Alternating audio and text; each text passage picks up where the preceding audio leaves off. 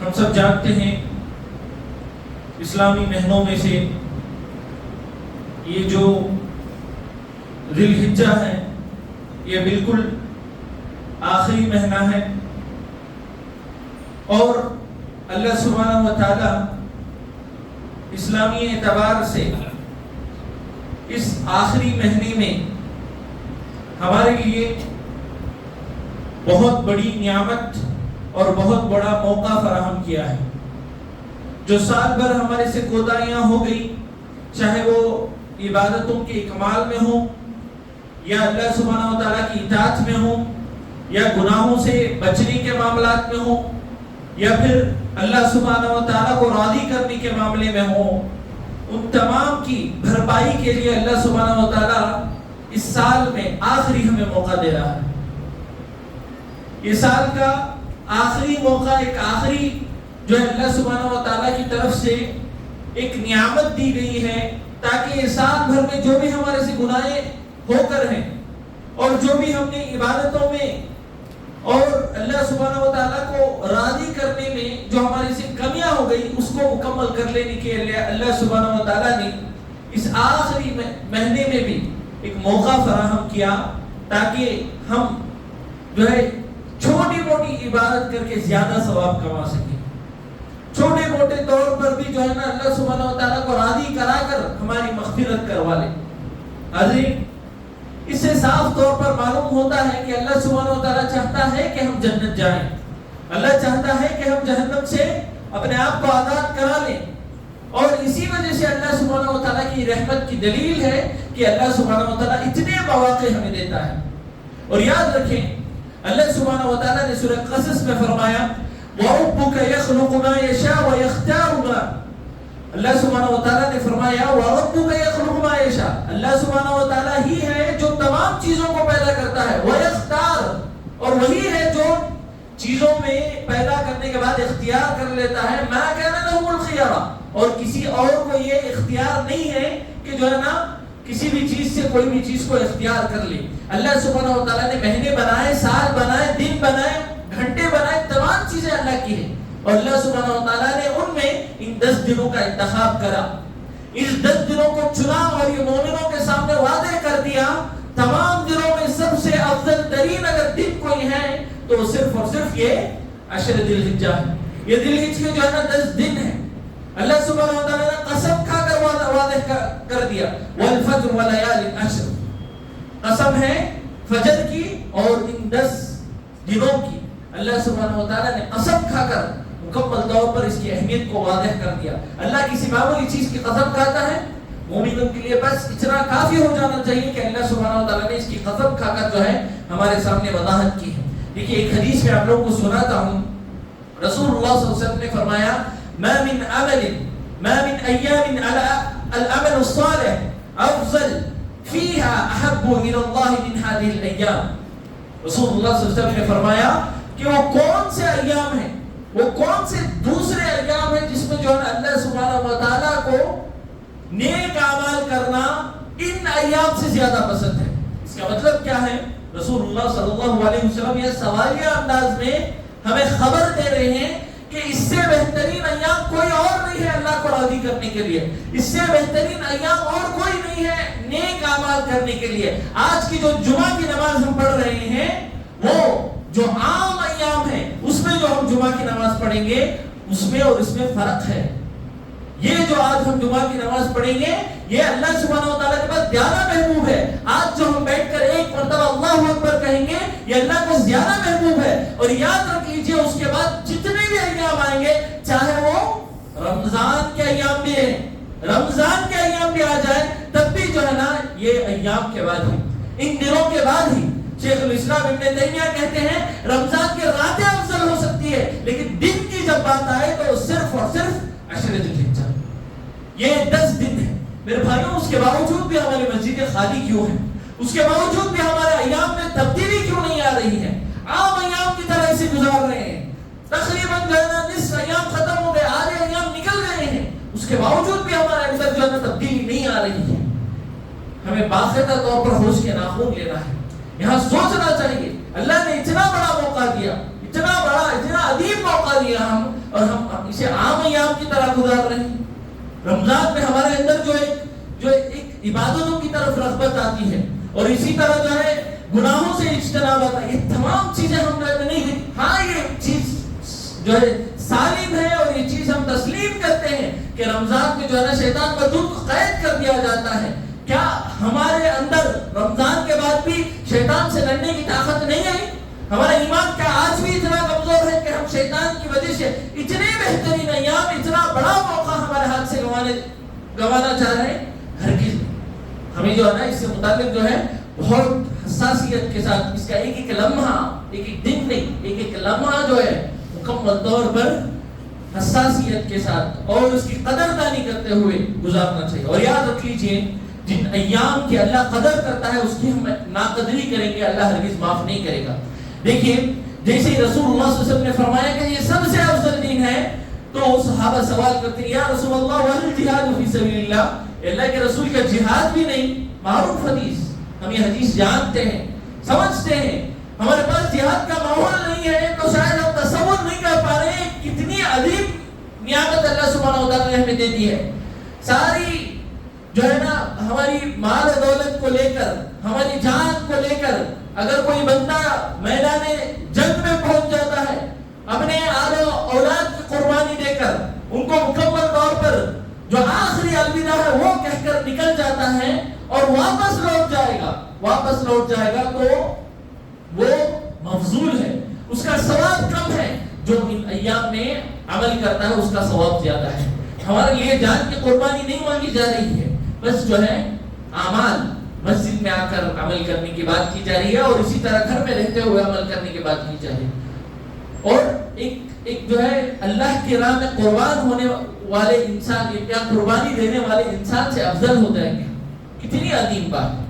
اور اسی طرح ایک اور روایت میں جابر رضی اللہ عنہ فرماتے ہیں کہ رسول اللہ صلی اللہ علیہ وسلم نے فرمایا افضل ایام الدنیا، رسول اللہ صلی اللہ علیہ وسلم کا لفظ دیکھیے، دنیا کے سب سے افضل ترین دن، دنیا کے سب سے افضل ترین دن اگر کوئی ہے تو وہ یہی عشر ذی الحجہ ہے. یہ 10 دن ہے. رسول اللہ صلی اللہ علیہ وسلم نے الگ الگ الفاظ میں الگ الگ تعبیرات کے ساتھ صحابہ کی وضاحتوں کے ساتھ یہ تمام چیزیں ہمارے سامنے ہیں. بس ضرورت اس بات کی ہے ان تمام چیزوں کو یاد رکھ کر ہم جو ہے نا ان باقی جو چند ایام ہمارے پاس ہیں ان کو گزارنے کی کوشش کریں. اب ان میں کیا اعمال کرنا چاہیے، کن اعمال کا جو ہے ہمیں اللہ سبحانہ وتعالی نے حکم دیا ہے. سب سے پہلے تو ہمارا جیسے ہی یہ ایام قریب آئے ہمارا سب سے پہلا ارادہ یہ ہونا چاہیے کہ ہم حج اور عمرے کی کوشش کریں. حج اور عمرے کی کوشش کریں، نیت تو کم از کم کریں. دیکھیے اسباب پیدا کرنے والا اور وسائل پیدا کرنے والا صرف اور صرف اللہ سبحانہ و تعالی ہے. یہ ہماری طاقت سے باہر ہے، یہ چیز ہماری طاقت سے باہر ہے. یہ چیز ہر چھوٹی موٹی چیز کا بھی سبب ہم چاہے کتنے امیر کیوں ہو، کتنے غریب کیوں ہو، لیکن یاد رکھ لیجئے حج اور عمرے کی جب بات آتی ہے تو صرف اور صرف اس کے وسائل پیدا کرنے والا اللہ سبحانہ و تعالی ہے. صرف اور صرف ہم جانتے ہیں سارے وسائل ہونے کے باوجود بھی لوگ بغیر حج کی جو ہے نا وہ اللہ کے پاس چلے جاتے ہیں. کیوں؟ اس کا مطلب کیا ہے؟ صاف مطلب یہی ہے کہ اس کا وسائل پیدا کرنے والا اللہ سبحانہ و تعالی ہے. تو ہمیں سب سے پہلے ارادہ کرنا چاہیے اور ہماری جیب کو اور ہمارے پیسوں کو دیکھ کر ہرگز نہیں، اللہ سبحانہ و تعالیٰ کی ذات پر یقین رکھتے ہوئے یہ یقین رکھتے ہیں کہ اللہ سبحانہ و تعالیٰ ہی ہمارا رازق ہے، اللہ ہی غنی ہے، ہم سب فقیر ہیں. اس پر مکمل یقین رکھتے ہوئے ہم ارادہ کریں اور مکمل طور پر جو ہے اس کے لیے جو ہمارے سے طاقت ہماری بساط ہے، ہماری طاقت ہے، اس کے بقدر محنت کریں. باقی انتظامات اللہ کرے گا. کبھی بھی اس معاملے میں مایوس نہیں ہونا چاہیے. دوسری چیز تکبیرات بلند کرنا. میرے بھائیوں تکبیرات سے متعلق بہت حساسیت کے ساتھ کہ اللہ سبحانہ و تعالیٰ اللہ اکبر جب ہم کہتے ہیں اس کی مکمل حساسیت کو سمجھتے ہوئے کہ ہم کیا کہہ رہے ہیں کہ اللہ سبحانہ و تعالیٰ سب سے بڑا ہے. نہ ہماری مصروفیات، نہ ہمارے دیگر کام کاج، نہ دنیا، نہ ہمارے اعلیٰ اولاد، نہ خود ہماری ذات، کوئی اللہ سبحانہ و تعالیٰ سے بڑا نہیں ہے. اس کا احساس کرتے ہوئے تکبیرات کو بلند کریں ایمان رکھتے ہوئے. عبداللہ ابن عمر اور ابو ہریرہ رضی اللہ عنہ بازاروں میں گھوم گھوم کر جو ہے نا تکبیرات بلند کرتے. صرف نمازوں کے بعد نہیں، یہ تکبیرات جو ہے نا ہر ہمیشہ ہماری زبان سے جو ہے مکمل طور پر جاری رہنا چاہیے. ان 10 دنوں میں لازمی طور پر یہ ایام کریں. اور اسی طرح قربانی دینا، یہ بھی ایک بہت اہم عمل ہے۔ انس بن مالک رضی اللہ عنہ فرماتے ہیں جاء النبی صلی اللہ علیہ وسلم بکبشین املحین، رسول اللہ صلی اللہ علیہ وسلم نے فرمایا، رسول اللہ صلی اللہ علیہ وسلم متعلق انس بن مالک رضی اللہ عنہ فرماتے ہیں کہ انس بن مالک نے فرمایا کہ رسول اللہ صلی اللہ علیہ وسلم دو مکمل طور پر لحیم شہید بکرے، لحیم شہید مینڈے اللہ کی راہ میں ذبح کرتے ہیں۔ فرائیتہ، رسول اللہ صلی اللہ علیہ وسلم کو انس بن مالک دیکھتے ہیں کہ وہ رسول اللہ صلی اللہ علیہ وسلم ان بکروں کے مکمل گردن کے پاس اپنا پیر رکھتے ہیں اور ان کو ذبح کرتے ہیں، یسمی و یکبر، اللہ کا نام لیتے ہیں، پہلے بسم اللہ کہتے ہیں اور اس کے بعد اسے ذبح کرتے ہیں۔ فذبحهما بيده، اور اپنے ہاتھ سے ذبح کرتے ہیں، اپنے ہاتھ سے ذبح کرتے ہیں۔ میرے بھائیوں، جیسے قربانی کا مسئلہ آتا ہے، جیسے بقرعید قریب آتی ہے، سارے مسائل ہمیں یاد آ جاتے ہیں، ساری پریشانیاں ہمیں یاد آ جاتی ہیں۔ دنیا جہاں کے کام ہمارے برابر ہو رہے ہیں، لاکھوں روپے کی شادیاں ہو رہی ہیں، لاکھوں کروڑوں روپے جو ہے نا دیگر تمام دنیا کے کاموں میں خرچ ہو رہے ہیں، ہر کام برابر ہو رہا ہے۔ یاد رکھیں یہ کس کی سنت ہے؟ ابراہیم علیہ السلام کی سنت ہے۔ ہم سے ہمارے اولاد کا مطالبہ نہیں کیا جا رہا ہے، ہم سے یہ نہیں کہا جا رہا ہے کہ جا کر جو ہے نا اپنے اولاد کو ذبح کرو جیسے ابراہیم علیہ السلام کو جو ہے نا حکم آیا گیا۔ آج ایک چھوٹی سی رقم، میں یہی کہوں گا کہ اللہ کی راہ میں بہت چھوٹی رقم ہے، آج ہم جو ہے نا اس کی قربانی نہیں دے پا رہے ہیں۔ مکمل طور پر جیسے ہی بقرعید آئے ہمارے پاس 100 بہانے تیار ہو جاتے ہیں، وہی جو ہے نا دوسرا کوئی کام آ جائے، کیسے پیسے تیار ہوں گے، کہاں سے پیسے آئیں گے، ہم جو ہے کہیں سے بھی جو ہے مکمل طور پر اس کے لیے پیسے تیار کر لیں گے۔ لیکن جب بقرعید کا معاملہ آتا ہے، بڑی آسانی سے 100 بہانے تیار کر کے نہیں اگلے سال کا جو ہے امید دلا کر جو ہے نا پیچھے ہٹ جاتے ہیں۔ میرے بھائیوں، یہ مہینہ ہمیں قربانی سکھاتا ہے، یہ مہینہ جو ہے نا ہمیں اپنی خواہشات کو، اپنی تمام دنیا کی چیزوں کو جو ہے اس کو دبا کر جو ہے مکمل طور پر اللہ سبحانہ و تعالیٰ کی راہ میں قربانی دینا سکھاتا ہے۔ ہم اس معاملے میں بھی اگر پیچھے ہٹ جائیں، یہ چھوٹی سی قربانی بھی اگر نہ دے سکیں تو حقیقت میں ہمارے ایمان کا جائزہ لینا چاہیے۔ اور اسی طرح حضرین، آج کے اس خطبے میں ایک اہم چیز جو میں بتانا چاہتا ہوں وہ ہے کہ قربانی کی حکمت کیا ہے۔ دیکھیے، اللہ سبحانہ و تعالیٰ کا کوئی بھی کام عبث نہیں ہوتا۔ اللہ سبحانہ و تعالیٰ کوئی بھی کام جو ہے ایسے ہی جو ہے نا حکم نہیں دیتے۔ اللہ سبحانہ و تعالیٰ جب کسی کام کا حکم دیتے ہیں اس کے پیچھے کئی بڑے مقاصد رکھتے ہیں۔ اللہ سبحانہ و تعالیٰ کچھ ہمیں سکھانا چاہتے ہیں، ہماری زندگی میں کچھ تبدیلی لانا چاہتے ہیں، جس کی وجہ سے اللہ سبحانہ و تعالیٰ اس طرح کی عبادتیں ہماری زندگیوں میں لاتے ہیں۔ ورنہ اللہ سبحانہ و تعالیٰ کو نہ ہمارے گوشت کی ضرورت ہے، نہ اس جانور کے خون کی ضرورت ہے، کسی چیز کی ضرورت ہے، ہم سب جانتے ہیں۔ اللہ سبحانہ و تعالیٰ کو یہ مقصود نہیں ہے کہ جو ہے نا ہم جو ہے بکرا لا کر خریدیں اور جو ہے نا اس کو ذبح کریں، یہ اصل مقصود نہیں ہے۔ اصل مقصود کیا ہے، اس کو سمجھنا چاہیے، اس کی گہرائی میں جا کر اسے مکمل طور پر جو ہے اسے ہماری زندگی میں لانے کی کوشش کرنا چاہیے۔ دیکھیے، سب سے پہلی حکمت جو اللہ سبحانہ و تعالیٰ ہم سے چاہتے ہیں اور اسی طرح جو ہے اس قربانی کے ذریعے ہماری زندگیوں میں لانا چاہتے ہیں، وہ ہے ابراہیم علیہ السلام کی سنت کو زندہ کرنا۔ ابراہیم علیہ السلام کی سنت کو زندہ کرنا۔ دیکھیے، اللہ سبحانہ و تعالیٰ نے فرمایا ثم اوحینا الیک ان اتبع ملت ابراہیم حنیفا وما کان من المشرکین۔ اللہ سبحانہ و تعالیٰ نے رسول اللہ صلی اللہ علیہ وسلم کی طرف وحی کی کہ جو ہے تمہاری طرف وحی کی جا رہی ہے کہ تم ملت ابراہیمی کی مکمل طور پر اتباع کرو، جو کیسے تھے، مکمل موحد تھے، وہ صرف ایک اللہ کو مانتے تھے، اور اس کے ساتھ ساتھ وما کان من المشرکین، کبھی ان کی زندگیوں میں جو ہے نا شرک نہیں تھا۔ اللہ سبحانہ و تعالیٰ ملت ابراہیمی کی اتباع اور اسی طرح ان کے اندر جو شرک سے دوری اور توحید جو مکمل طور پر ابراہیم علیہ السلام کے دل میں زندہ تھی، وہ پیغام ہماری زندگیوں میں لانا چاہتے ہیں۔ اس قربانی کے ذریعے سب سے عظیم چیز ابراہیم علیہ السلام کی سنت اور ابراہیم علیہ السلام کی زندگی کا احیاء، اس کو ہماری زندگیوں میں زندہ کرنا۔ اور سب سے بڑا پیغام ابراہیم علیہ السلام کی زندگی یہی دیتی ہے کہ ایک جو ہے ایسے خاندان میں، بلکہ ایک ایسے علاقے میں ابراہیم علیہ السلام تھے جہاں پر ان کے گھر سے لے کر سارا علاقہ مکمل طور پر بت پرستی میں ڈوبا ہوا تھا، لیکن اس کے باوجود بھی وہ موحد نکلے نہیں نکلے، ساری دنیا کو جو ہے نا توحید کا پیغام دے رہے۔ اللہ سبحانہ و تعالیٰ نے حنیفت کہہ کر ساتوں آسمانوں سے اعلان کر دیا کہ ابراہیم علیہ السلام موحد تھے۔ آج ہمیں جو ہے نا ماحول کا بہانہ بناتے ہیں، کیا کہتے ہیں ماحول ایسا ہے، ماحول ایسا ہے اس وجہ سے ہم گنہگار، ماحول ایسا ہے اس وجہ سے ہم ہمارے اولاد کو جو ہے نا تربیت نہیں کر پا رہے، ماحول ایسا ہے اس وجہ سے ہم جو ہے نا اسلام کو اور اسی طرح جو ہے نا کئی رسول اللہ صلی اللہ علیہ وسلم کی سنتوں کو چھوڑ کر ٹھکرا کر آگے بڑھنا پڑتا ہے۔ ماحول کا حوالہ دینے والے یاد رکھیں، ابراہیم علیہ السلام کے والد سے لے کر ان کا گھر سے لے کر تمام لوگ کیا تھے؟ بت پرست تھے، بت فروش تھے، اس کے باوجود بھی ان کے اندر کیسی تھی توحید، یہی سب سے بڑا پیغام ملتا ہے۔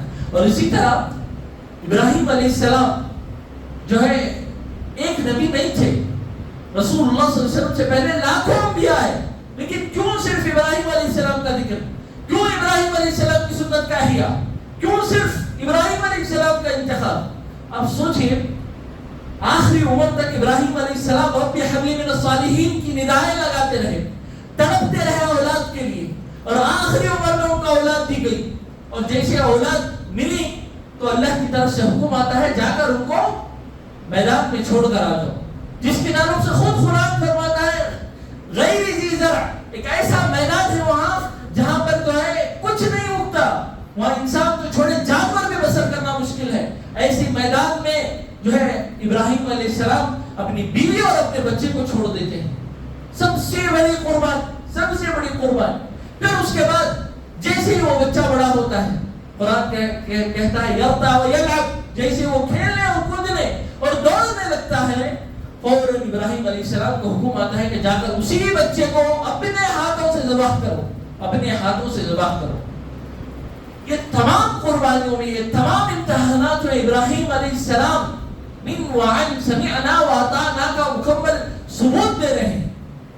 آج ہم ان قربانیوں کو اللہ کی قسم تصور بھی نہیں کر سکتے، اپنی بیوی اور بچے کو کسی میدان میں چھوڑ دینا، پھر جیسے وہ بچہ بڑا ہو جو ہے نا اسے مکمل قربان کر دینا۔ حاجر علیہ السلام کی مثال دیکھیں، ابراہیم علیہ السلام کی مثال دیکھیں، پھر اسماعیل علیہ السلام کی مثال دیکھیں، یہ تصور کرنا بھی ہمارے لیے جو ہے نا مشکل ہے۔ تو اللہ سبحانہ و تعالیٰ نے اتنی بڑی زندگی کو ہمارے سامنے رکھا تاکہ جو ہے نا ہم اسے سبق لیں، بس جو ہے نا اس کو جو ہے نا ایک رسم کی طرح جو ہے نا کر کے گزرے نہیں، ہمارے خواہشات کے حساب سے ہم جو ہے جانور خرید لائے اور جو ہے ذبح کرتے ہیں۔ آپ ہمیں تصور کرنا چاہیے کہ اتنی بڑی قربانی کی جو ہے ہم مثال اور اس کو یاد دہانی کے طور پر یہ قربانی دے رہے ہیں، اس کو مکمل طور پر بھولنا نہیں چاہیے۔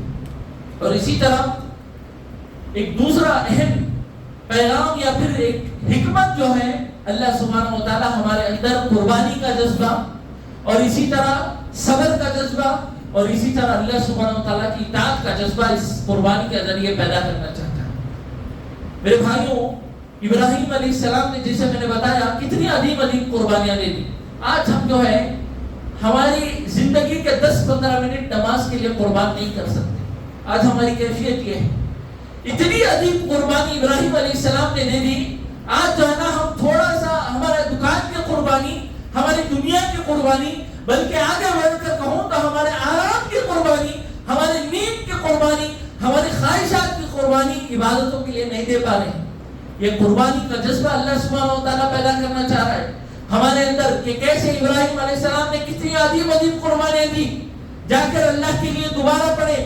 صرف کہانی کی طور پر جو ہے نا اس کو سن لینا، یاد رکھ لینا اصل نہیں ہے، اس کی گہرائی کو سمجھنا چاہیے، اس کی گہرائی کو سمجھنا چاہیے کہ کیسے ابراہیم علیہ السلام وہ بھی ہمارے طرح انسان تھے، وہ فرشتے نہیں تھے، ان کے جو ہے نا سینے میں بھی دل تھا، ان کو بھی جو ہے نا اولاد کی محبت تھی، اس کے باوجود بھی اللہ کی اطاعت، اللہ کا فرمان آ جائے تو جو ہے وہ ذرا برابر بھی ڈگمگائے نہیں، ہاتھ اٹھا کر جو ہے نا اس فرمان کو جو ہے نا واپس لینے کے لیے بھی جو ہے نا نہیں کہا، فوراً جو ہے جا کر عمل کرنے لگے۔ حاجر علیہ السلام، ابراہیم علیہ السلام اور اسماعیل علیہ السلام تو جو ہے ابھی ان کو معلوم تھا کہ جو ہے نا معاملہ انجام نہیں ہوا ہے۔ حاجر علیہ السلام اپنے بیٹے کو جیسے الوداع کہا، یہی ان کے خیال میں تھا کہ جو ہے نا میرا بیٹا واپس نہیں آئے گا، ان کے لیے اسماعیل علیہ السلام قربان ہو گئے تھے۔ تو یہاں عورتیں اور اسی طرح مرد حضرات، بچے، تمام لوگ جو ہے نا اس سے नसीहत लेना चाहिए और अपने अंदर जो है ना कुर्बानी का जज्बा, अल्लाह के लिए हमारी जिंदगी है। वमा खलक़तुल जिन्ना वल इंसा इल्ला लियअबुदून, हमारी जो है ना मुकम्मल एक एक लम्हा, एक एक हमारी जिंदगी का हिस्सा सिर्फ अल्लाह के लिए है। और कभी भी हम कुर्बानी करने के लिए जो है अल्लाह सुब्हानहू व तआला के राह में तैयार होना चाहिए। वक्त की कुर्बानी हो, अहलो-याल की कुर्बानी हो, या कोई और कुर्बानी अल्लाह सुब्हानहू व तआला की तरफ से आए, हम मुकम्मल तौर पर तैयार रहें। और इसी तरह तीसरी चीज जो अल्लाह सुब्हानहू व तआला हमें सिखाता वो ये है कि अल्लाह सुब्हानहू व तआला बाकायदा तौर पर ये कहता है, ये हुक्म देता है रसूलुल्लाह सल्लल्लाहु अलैहि वसल्लम के जरिए कि इस गोश्त को जहां गरीबों में तकसीम करने का हुक्म देता है, वहीं अपने रिश्तेदारों में, दोस्त और अकारिब में भी तकसीम करने का हुक्म देता है। क्यों देता है अल्लाह सुब्हानहू व तआला? क्यों रिश्तेदारों में जो है ना गोश्त तकसीम करने का हुक्म देता है? कि इससे अल्लाह ये पैगाम देता है कि जो है ना रिश्तेदारी निभाकर चलना है, रिश्तेदारी निभाकर चलना है। ये अल्लाह की तरफ से हुक्म है, याद रख लीजिए। ये हमारे इख्तियार में नहीं है। हम जिससे चाहे रिश्ता रखें, जिससे चाहे रिश्ता तोड़ ले, हम चाहे तो जाना उनसे बात करेंगे, नहीं चाहे तो नहीं बात करेंगे। ये मेरी जिंदगी है, मेरा मसला, ऐसा नहीं है। अल्लाह सुब्हानहू व तआला ने रिश्ते बनाए हैं, और अल्लाह सुब्हानहू व तआला ने जो रिश्ते बनाए हैं, उन रिश्तों को लेकर चलना, याद रख लीजिए, वाजिब है। याद रख लीजिए, वाजिब है। जो रिश्ते तोड़ता है, अल्लाह सुब्हानहू व तआला दुनिया में भी उसको अज़ाब देगा और आखिरत में भी मुकम्मल तौर पर अज़ाब देगा। तो इस वजह से इस तरह के मौकों पर जो है सिला रहमी का मुकम्मल तौर पर सबूत देना चाहिए, मुकम्मल तौर पर सबूत देना चाहिए। कुर्बानी यही मतलब है, सामने वाले की गलती होगी, सामने वाले ही ने ज्यादती की होगी, तब भी जो है ना हम हमारे गुरूर की, हमारे तकब्बुर की और हमारे अनाज की कुर्बानी देते हुए हमें झुककर जो है ना आगे जाए, चाहे वो छोटा हो, चाहे बड़ा हो, कोई भी हो। इसी का मतलब कुर्बानी है। याद रख लीजिए, दुनिया में बाप और बेटा भी जो है ना एक जो है मुआफिक नहीं होते। बाप और बेटा भी जो है ना उसके जज्बात और उनके जज्बात एक नहीं हो सकते। तो रिश्तेदार तो दूर की बात, हर कोई जो है ना आपसे इख्तलाफ करने वाला ही रहेगा। आपकी एक राय होगी, किसी और की एक राय होगी, ये लाजिम चीज है। तो इन तमाम चीजों को बर्दाश्त कर चलने का नाम ही रिश्तेदारी है। इन तमाम चीजों को लेकर चलने का नाम ही जो है ना सिला रहमी है। अगर ये करेंगे तो अल्लाह सुब्हानहू व तआला बड़े बड़े वादों का भी मुकम्मल तौर पर जो है आपको जो है ना सुनाता है। तो इस वजह से जो है ना कुर्बानी देकर जो है ना रिश्तेदारियों को लेकर भी चल रहा है। और आखिरी चीज अल्लाह सुब्हानहू व तआला की शुक्रगुजारी। अल्लाह सुब्हानहू व तआला देखिए खुद खुरान में फरमाता है, व इन तअद्दू निअमतल्लाहि ला तुहसूहा। अगर अल्लाह सुब्हानहू व तआला की नियामतों का एहसास करना चाहे, उन्हें गिनने बैठे, एक मर्तबा अंदाजा लगा कर देख लीजिए, गिनकर कोशिश करके देख लीजिए। बल्कि उलमा कहते हैं इस आयत का मतलब ये नहीं कि जो है ना हम ना गिने, शुमार ना करें, कोशिश करना चाहिए। एक मर्तबा बैठकर जो है ना हिसाब लगाना चाहिए कि अल्लाह सुब्हानहू व तआला की कितनी नियामतें हैं हम पर, कितनी नियामतें। सबसे पहले नियामत इस्लाम, नियामत तौहीद हमें मिली है, और उसके बाद कितनी हजारों लाखों नियामतें हैं। तो शुक्राने के तौर पर, अल्लाह सुब्हानहू व तआला की शुक्रगुजारी के तौर पर हम जो है ना ये अल्लाह की राह में हदिया पेश करते हैं। इस मामले में जो है ना इखलास होना और सिर्फ अल्लाह के लिए कुर्बानी करें, ये होना बहुत जरूरी है। देखिए अल्लाह सुब्हानहू व तआला कितना कदरदान है। इब्राहिम अलैहिस्सलाम जब अपने घर से निकले तो ऐलान करते हुए नहीं निकले कि जो है ना मैं मेरा बेटा आज जो है ना अल्लाह के राह में ज़बह कर रहा हूँ, नहीं किया। वो इखलास के साथ जो है ना जाकर अपने बच्चे को जो है ना अल्लाह के राह में लेटा दिया। लेकिन अल्लाह सुब्हानहू व तआला के कदरदानी का आलम देखिए, कितनी बड़ी कुर्बानी दी, उतना ही बड़ा इनाम भी। क़यामत तक जो है ना इस चीज को अल्लाह सुब्हानहू व तआला ने जिंदा रखा, उनकी कुर्बानी को जिंदा रखा। तो हमारे अंदर जितना इखलास रहेगा, जितना हमारे अंदर जो है मुकम्मल तौर पर लिल्लाहियत रहेगी इबादतों में, उतना ज्यादा अल्लाह सुब्हानहू व तआला सवाब देगा, उतनी ज्यादा कदरदानी करेगा। लोगों को बताएंगे, आज जो है ना मुंह पे तारीफ करेंगे, पीछे जाकर गिबत करेंगे और भूल जाएंगे, लोग कभी वफादार नहीं होंगे। अल्लाह सुब्हानहू व तआला कदरदान है। तो अपनी जो है इबादतों को हरगिज़ ज़ाया नहीं करें, सिर्फ अल्लाह के लिए करें और शुक्रगुजारी के तौर पर करें। तो ये चंद अहम हिकमतें थी जो हमें इस कुर्बानी से और इस जो है अमल से, इस इबादत से सीखना चाहिए। आखिर में अल्लाह सुब्हानहू व तआला से दुआ है कि अल्लाह सुब्हानहू व तआला हम तमाम को जो ये अय्याम मिले हैं उसकी कदरदानी करते हुए खूब इबादतों में आगे बढ़ने और अपनी मग़फ़िरत करवा लेने की तौफ़ीक़ अता फरमाए। और इसी तरह जो कुर्बानी का ایک اہم عبادت ہے، ایک اہم عمل ہے، اس کے ذریعے جو اہم مقاصد اللہ سبحانہ و تعالیٰ نے اس کے پیچھے رکھے